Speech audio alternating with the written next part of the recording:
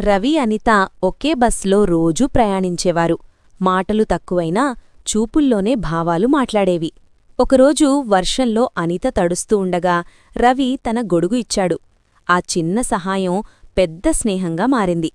కాలంతోపాటు వారి మధ్య నమ్మకం, గౌరవం పెరిగాయి.